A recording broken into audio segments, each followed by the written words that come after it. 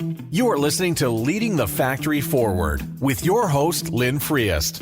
We share interviews with manufacturing experts and strategies for embracing the digital future, recruiting a new workforce, finding new business. Lynn is an advanced manufacturing strategist and leadership consultant who is on a mission to show manufacturing leaders how to improve their current operations while preparing for a digital future. And here's your host, Lynn Friest. Welcome to this episode of Leading the Factory Forward. This is episode number 83, and the title is The Crisis in the Manufacturing Workforce.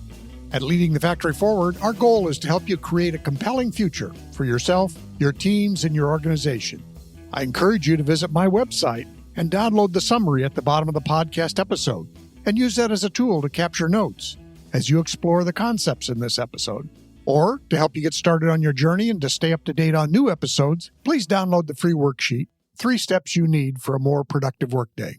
So today we're asking about the crisis in the manufacturing workforce. And there are going to be 4 main ideas we're going to talk about. First, the challenge. Then we'll talk about ideas of where you might look for workforce.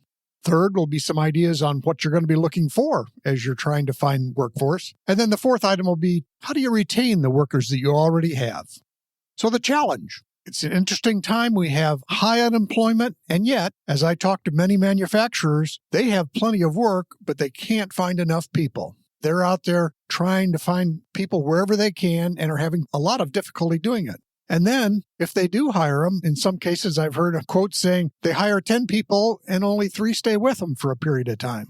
So again, it's just an ongoing challenge because you spend a lot of money hiring people, you spend a lot of money training people, but then for whatever reasons, they're not staying with you. That can, just keep the cycle going for you, which is hard for small, medium-sized businesses. And again, this whole idea is it's not just having trained people. Certainly everybody's looking for trained people, but in many ways there just aren't enough people out there. I mean, they're not even getting any resumes or enough resumes. So it's one of those things where it's just been difficult to find manufacturing talent. And now the general demographics in the U.S. point to a workforce shortfall. And it's not just now, it's ongoing from here forward. Now, in terms of manufacturing, there's some other contributors that make it hard for people to find talent. One is manufacturers often have shift work. People may not be interested in working in an off shift. Again, manufacturers, especially when they're busy, have requirements for overtime. Again, that may not be attractive to people. And generally speaking, manufacturers have fixed hours. If you're running an assembly line, you can't have a lot of flexibility in your hours in many cases.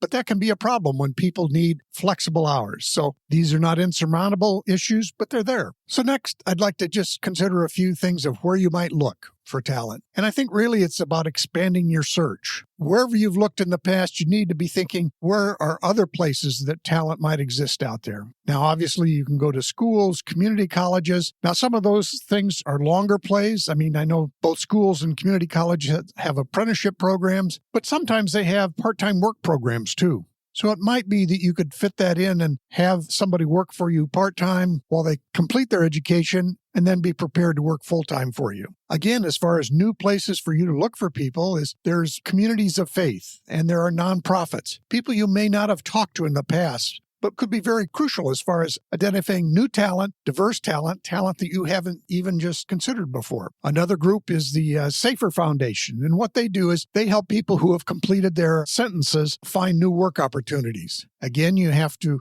understand your comfort with that. But in general, this foundations like this that are helping people who have completed sentences find work, they'll work with you on these kinds of issues.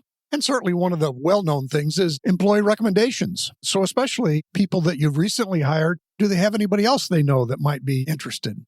And then again, there's the social media, sort of it's not new, but it's been a new source of finding talent. And a lot of this is maybe you need to check with some of your newer employees who speak the language of the millennials or Gen Z. And then I think that's always powerful to have the people who work with you share why they're there, especially on the social media channels. So again, just some ideas that you might consider.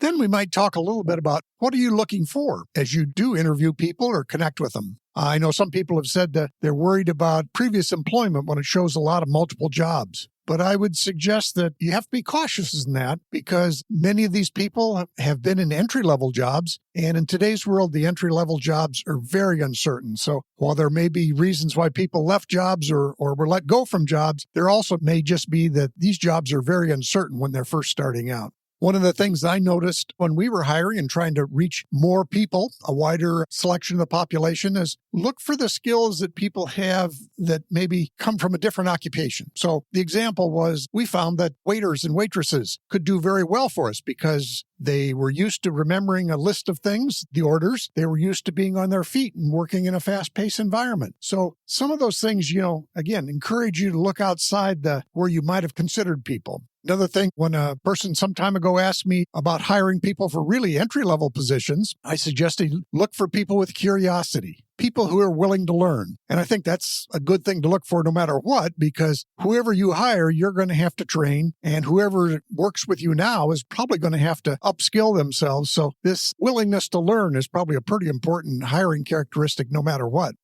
The next thing to look at is your background checks and drug tests. And again, I am not an expert in human resources law, nor am I a legal expert, and you really should get legal advice on some of these. Make sure it's a good fit for you and your business. But again, as the labor pool is shrinking, we need to, think about these things, the background checks and the drug tests, what's really required in our business, and, what are the experience other people have been having. So again, I don't have any definitive answers on that one, and you really need to check with others who are more expert at it than I am. Now, the next thing I'd suggest is retirees. Again, I've shared this in other episodes and stuff. There are a lot of retirees out there. Now, many of them are not really interested in jumping back into 50-plus hour a week jobs, nor are they necessarily interested in getting into very physical demanding jobs. But many of your jobs probably aren't that way. And when you think about utilizing retirees, a couple things come to mind. One is, can you do job sharing? So it could be that you have two retirees, each one were willing to work 20 hours a week. Can you make that work in your organization? And I'll mention this later, but the other idea is bring in retirees to do coaching and mentoring. But I think it's going to be something to just keep in mind as manufacturers that retirees could be a key source of talent. I don't know if it was BMW or VW in Germany. They literally redesigned some of their assembly lines so that people could successfully be on their lines in their 60s and 70s. So again, this will just be something you need to consider as you go forward and try to find talent. And also the thing with retirees, the question around benefits could be a little different. And again, I'm not a legal expert on that, but it's just something to keep in mind.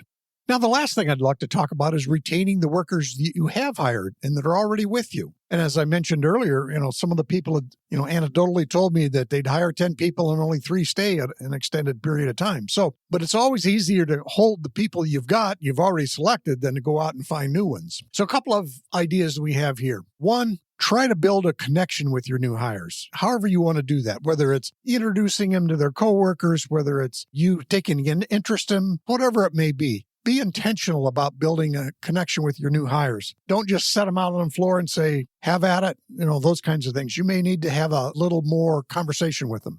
And along with that is, again, as we're working with people that are outside the traditional manufacturing arena, they're not used to manufacturing. They literally have not been in a manufacturing environment. So, these are people who may have worked in fast food, they may have worked in desk areas, they call centers, any number of things, but they may literally not be very familiar with the manufacturing environment. So it can be as simple as, are you making sure they know how to use the simple tools that are required, whether it be an air gun or whether it be air hoses or hoists? Are you making sure that they know the basics that you may have assumed in the past that people coming into your facility already knew those things? The next thing is, again, as people are in there, inherently, even if you have a great onboarding process, there are things going to come up with people. So I would suggest, consider having daily meetings so that people can ask questions and make it safe for them to do that. And it may be that rather than have a daily meeting at the start of the day, maybe have it at midday. So again, you're giving that opportunity to new employees to ask questions about what didn't they understand about work today? What's concerning them? What do they not understand? Use daily meetings to help. And, in these meetings, of course, if one person asks the question, you're probably helping inform the whole group. So again, think about these daily meetings. And then that gets into the more training. I think as we get people who are not familiar with manufacturing, there is going to be more training. And even, for people that we have, as we expand our technology, there's going to be retraining and upskilling. So training is just going to inherently be a part of manufacturing as we move forward. And the more intentional and the more thought you put into it, I think the better off you'll be as a manufacturer.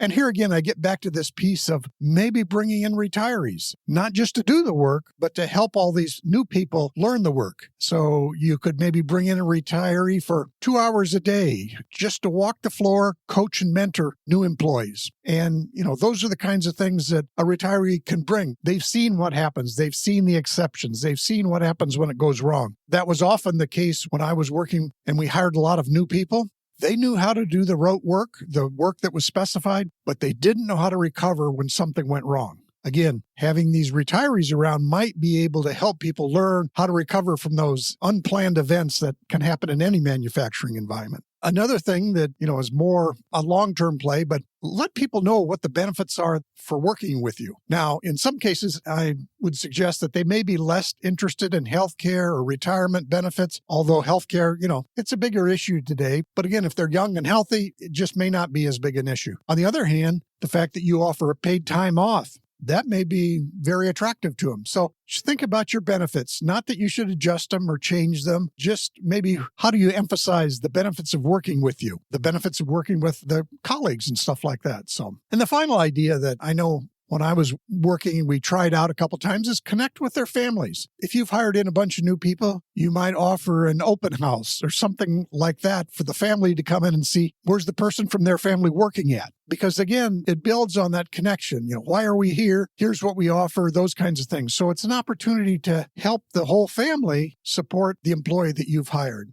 So that's my set of ideas. And again, I make the caveat that I am not an HR professional, nor am I a lawyer. So in anything revolving around employees and how you deal with them, I always recommend that you talk with the specialist that you have advising you in any case, or seek out specialized advice in that. So just to recap, problem of workforce is difficult, it's complex, and it's not going away. In fact, given the demographics of the U.S., it could even just keep getting worse because we're not adding that many people. But the four main ideas we talked about today is what's the challenge as far as obtaining workforce? Where you might look in new places to get workforce? What are you looking for in terms of hiring people? And finally, how do you go about possibly retaining the people that you already have or that you have recently hired? This is a short episode of a very complex subject, but I hope it helps spark some ideas for you as far as dealing with getting the workforce and talent that you need for your operations.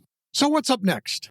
As always, we're going to continue a mix of solo episodes and interviews with experts, some in manufacturing, but also in areas that can help you just in general in your life and business. And also, at least in one or more episodes a month, I'm going to continue sharing my thoughts on ideas on becoming a silver entrepreneur or how silver talent might help you in your business. And I mentioned that a little bit in today's episode. As always, I encourage you to visit my website to download the summary and use that as you explore the ideas from this episode. Or to help you get started on your journey and to stay up to date on new episodes, please download the free worksheet, 3 Steps You Need for a More Productive Workday. Thanks for listening. We'll see you next time.